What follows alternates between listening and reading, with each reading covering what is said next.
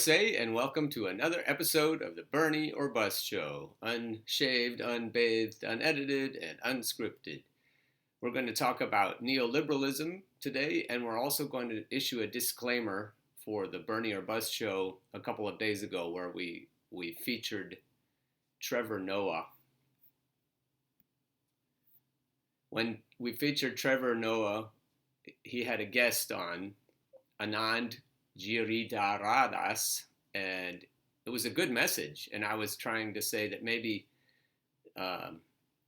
this fairly corporate news source was doing well, and then people told me about Trevor Noah, and so I want to show you this show, episode 97, October 7th. Hit the information, the show more part.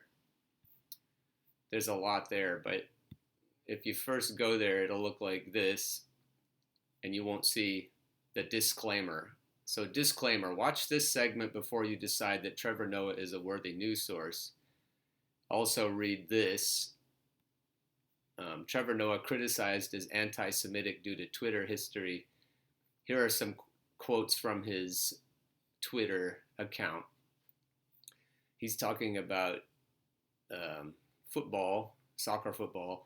Messi gets the ball and the real players try to foul him, but Messi doesn't go down easy, just like Jewish chicks. Almost bumped a Jewish kid crossing the road. He didn't look before crossing, but I still would have felt so bad in my German car. Behind every successful rap billionaire is a double rich Jewish man, a double as rich Jewish man. Beats by Dreidel. That was his hashtag, Beats by Dreidel. Looking at how successful all the Kardashian women are, I don't blame Bruce Jenner at all. Dude. Oh yeah, The Weeknd. People are going to get drunk and think that I'm sexy. Fat chicks everywhere. That was in 2011. That was one of the older ones. I'm watching Olympic women's hockey. It's like lesbian porn without the porn. A hot white woman with ass is like a unicorn. Even if you do see one, you'll probably never get to ride it. So that's another angle on Trevor Noah, Daily Show host. He's already facing backlash.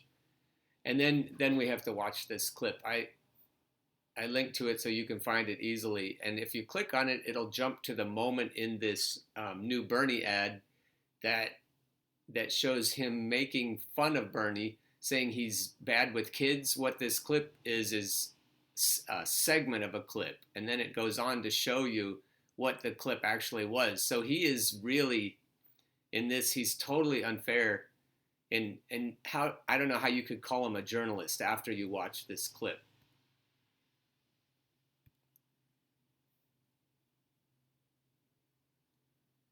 This is Rising Up. This is a new ad that's going everywhere. Bernie is back, getting into the presidential race. Democrats like somebody new, and that is not going to be Bernie Sanders this time. It's really hard to imagine who the Bernie Sanders voter is at this point. Bernie Sanders, fall back. Please get away from us. Hey, Senator, great to see you. Thank you for doing this. He has a kind of gruff, curmudgeon-y side that is, of course, well known. He doesn't actually smile that much. It's almost like Bernie can't tell the difference between kids and adults. All right, I think you're dumb. Did you see that? That was Trevor Noah. Bernie can't tell the difference between kids and adults. All right, I think you're dumb. I think you're dumb if you don't sit down and learn how to read and write. No, you were not born stupid. Come here. The only way I think you're dumb, I think when you think you're dumb, because you're not. He also, I think you're disheveled, you're unlikable. So you should watch this whole Rising Up. It shows the horrible disparity between the way the media are portraying Bernie and the true Bernie. And again, you have to show you have to share this. You have to go here and share this video because it's not going to get out any other way. We have to get around the blockade. And so Trevor Noah, he got this big laugh, ha, ha, ha, ha, and totally disingenuous. He just totally took that out of context. I think you're dumb, ha, ha, ha. He knew what he was doing. So there's corporate news. He may have had Anand on there, but it's ridiculous. Now let's go to the topic of the day, which is how neoliberals profit off of poverty. But I wanted to make sure that you knew about Trevor Noah because I want my reputation to be better than his. This show, The Real News Network, this is a really good show. I suggest you subscribe to it. You'll see why here. Decided it was time for them to go. But we're also going to look at how a political ideology known as neoliberalism can use an issue like this to not only perpetuate wealth inequality, but make it worse. Squeegee kids in Baltimore, they're trying to make money some other way than selling drugs or their bodies. Although, I'm not putting down people who sell drugs or their bodies. The world is a really tough place now. But they're trying to do something other than that, and this is what happens. This guy down here is about to receive a Marie Antoinette Award. I think that's so smart. But first, we're going to continue a tradition we started opening our last segment, invoking the specter of past purveyors of unbridled wealth to characterize the behavior of the present. Last time we called this the Marie Antoinette effect for the 18th century French aristocrat who in part provoked the French Revolution by suggesting the poor eat cake rather than addressing poverty. But this time, we're going to go a bit further and dole out our very first Marie Antoinette Award. And that honor goes to none other than T. Rowe Price CEO William J. Stromberg. Stromberg heads one of the William J. Stromberg. I just hope these names of these assholes will stick in our minds. William J. Stromberg. Preeminent pillars of capitalism, the investment bank. In his role as lead executive, he implements the system that has led to global warming, worldwide poverty, colonialism, and some of the metaphysical angst that has affected people who suffer the consequences of unfettered capitalism. I thought about this. I didn't know if I should say it or not, but I have suffered, even though I'm not a minority. I'm not these kids trying to hustle and make ends meet in Baltimore. I'm a college professor, so you can brand me as the privileged elite, and that's fair. But the reason I'm not a music professor on the west side of the state of Pennsylvania anymore is because the unbridled capitalism, the bean counter mentality, said that we don't need music teachers on the west side of Pennsylvania, or at least we don't need the music programs that have been there for a long time, successful, well-respected music programs. So the reason I lost my job on the west side of the state is because they are trying to save money and they think teaching music is too expensive. So, I think that suffering, I just wanted to give you some background, that suffering has probably led to me being more active politically. So I guess that's the silver lining to the cloud. When it affects you personally, that's when you really want to get to the bottom and root out neoliberalism. Neoliberalism hurts people who are in a less privileged state than I'm in, a less privileged status than I have, but we need to stick together. As George Carlin said, it doesn't matter what color shirt you're wearing. We're all workers. We all need to work together to root out neoliberalism. And so the Marie Antoinette Awards for this T. Rowe Price executive are a great idea. I hope this spreads like wildfire. But even with that busy schedule, Mr. Stromberg took time to take aim at these young people, squeegee kids. Now, for those of you who don't know, the squeegee kids are mostly teens in cities like Baltimore who offer to wash windows in exchange for cash. Their presence has been controversial, with Mayor Jack Young threatening to arrest them. They in the middle of the street, and it's illegal, and we must address it. But the teens we spoke to argued Jack Young is a puppet. His strings are getting pulled by the wrong people. that the money they make helps pay the rent and helps keep their families afloat and keeps them from other illegal, more lucrative forms of employment. We're in the projects. We have no other choice, but you feel me? It's so many people out here selling drugs. You got so many killing out here. Like, it's just so much going on, and it's as much we can bear. We're trying to get our mom out this environment. But Stromberg was having none of it. In fact, the CEO that made $13 million in a single year found the youths annoying, a fact he made clear to the mayor in his email. So, Stephen, what did Stromberg say to the mayor? Well, basically, Stromberg said in his email to the mayor that it was very dismissive of these kids who are trying to survive, and basically said they become an annoyance to him. And he was speaking on behalf of a myriad of businesses downtown. If the mayor didn't do something about it, that it was going to harm the quality of life in the city, and that this, this symbol of poverty made him uncomfortable. But the symbol of poverty made him uncomfortable. He doesn't want to see it, and he certainly doesn't want to address it. And if you look at it, I don't even know, but if he's a Democrat, if he supports the Democratic National Committee, if he supports the party, maybe he's pro-choice, or maybe he has a few other, quote, liberal leanings, but he's still an asshole. He's still a plutocrat, and so he's not a leftist by any degree, by any measure. The story doesn't end there, because there's more to understanding what makes the system work, and it has to do with a set of policies and ideologies called neoliberalism. As we said before in this show, esteemed scholar Dr. Cornel West described neoliberalism best. It's a philosophy that takes a complex social problem, criminalizes it, militarizes it, and monetizes it. And in this case, the solution proffered by the mayor shows how neoliberalism is the great ideological engine for wealth inequality.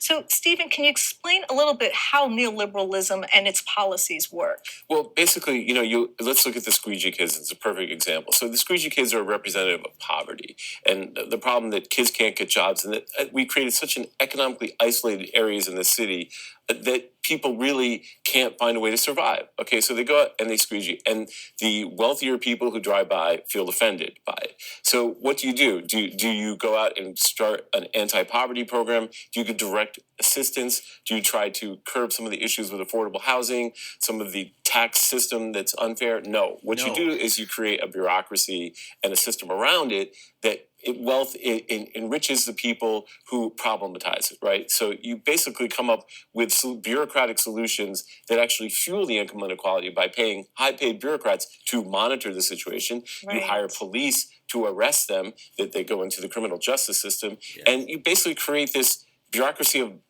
poverty and wealth violence around them, where people...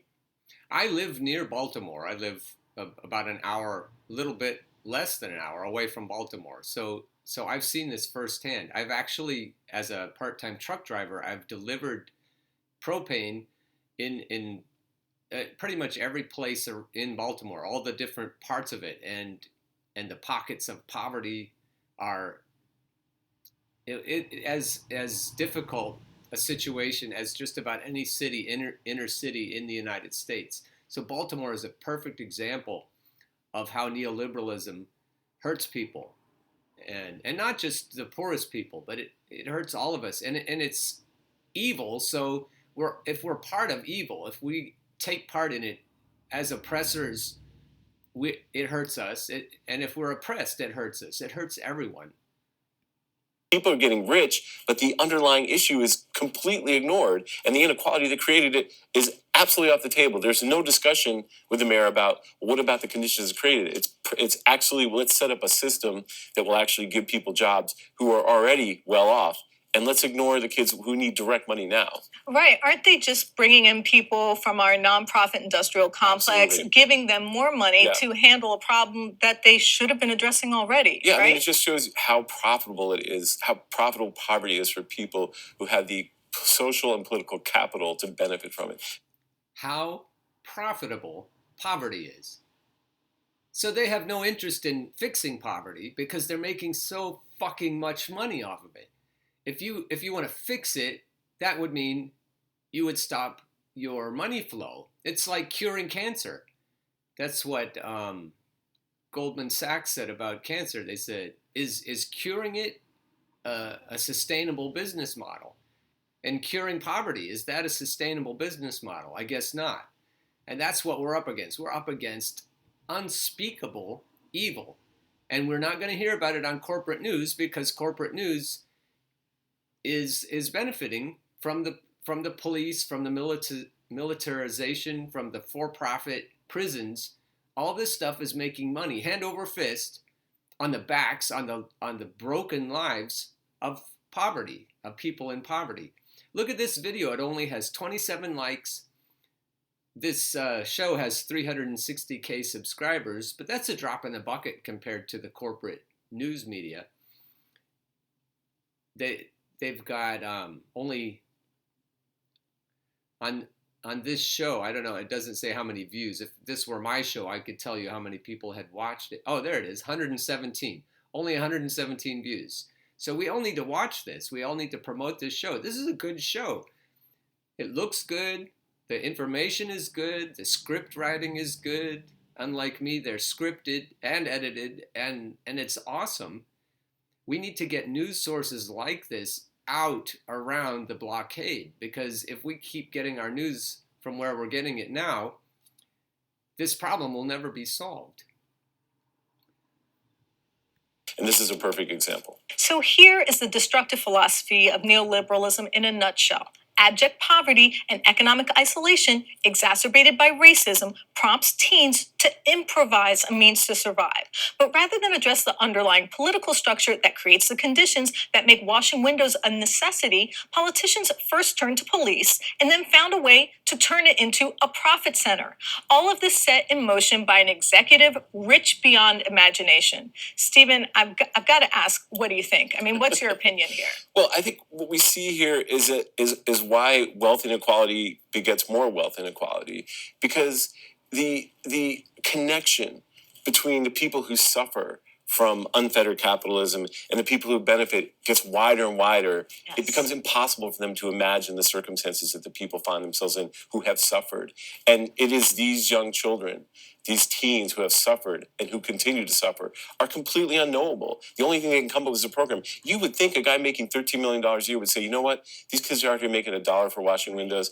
I'm not going to just say you get rid of them. I'm going to offer them something. I'm going to do something. But that connection is severed because the worlds are so extreme. You would think that he would see, wow, these kids have initiative. These kids are willing to stand on the corner in the heat 8-10 hours a day. These are hardworking kids. Maybe I can help them work hard in a different way. You know, we spoke to them, and maybe we'll run a couple clips right here. You know, they're entrepreneurial. They're like ambassadors to the city. They know very much about the city. Let's just run a clip so people can hear what they have to say. Yeah. We just want to be represented as kids that want to make better for ourselves. That's all. They can't tax it. That's the real reason why they want to stop it. They can't tax this. Actually, a lot of people come to Baltimore City and really like what we're doing. I have a lot of people that came here from Florida. I have a man that came here from California. He honestly said he kind of liked what we're doing. So the point being that that chasm that is created by extreme capitalism creates two different worlds that never meet, and not only that, but that imbalance creates the ability to make it worse through saying, and this is where neoliberalism is very brilliant, saying, look what we're doing. We're starting a program to help them, but they're not helping with you. I have a plan for that. We're starting a program. We're going to fix it. That's, in a nutshell, what's wrong with Elizabeth Warren. And let me stir the pot even more.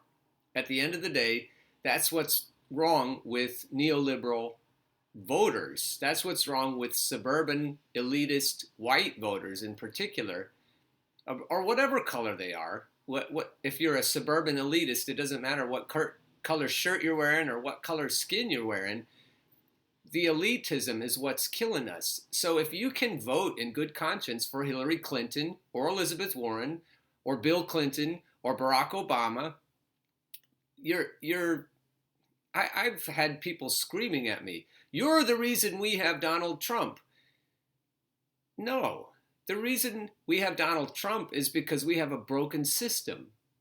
Donald Trump is a symptom of this broken system, of the disease. He's not the disease itself. And he ran on the idea of fixing this broken system. Not that he's ever going to do it, but at least the people are hearing, well, the system is broken. We do need to fix it. Donald Trump has said that. And so what we need to do is we need to stop holding him up as the problem. We need to fix the problem that's been going on, as I keep saying, 60 or 70 years. We need to fix this problem of neoliberalism. And that's why voting for a neoliberal puppet who has a plan for that is not the answer. I'm not even attacking Biden anymore. I'm not even attacking Kamala or Buttigieg or any of the other sock puppets. I'm only attacking Elizabeth Warren because she's the one that they've gotten behind. You can't see it yet because it's not on the corporate news yet. But on the leftist news that I show you, it's clear. They've swung their support behind Elizabeth Warren. And she knows exactly what they're doing. She knows that she's there to take votes away from Bernie Sanders, who actually would solve this problem in Baltimore and in other places. With our help, of course, with our help, we could solve this problem. But we need to vote against neoliberalism instead of merely voting against Donald Trump. And that's the message you're never going to get on MSDNC or from the Washington Post. We've got to get this message out. So I'll leave you there. You can watch the end of the show, though. It's great. We really need to support shows like this. So that's all I got for today. Keep slurping your good coffee and keep on burning.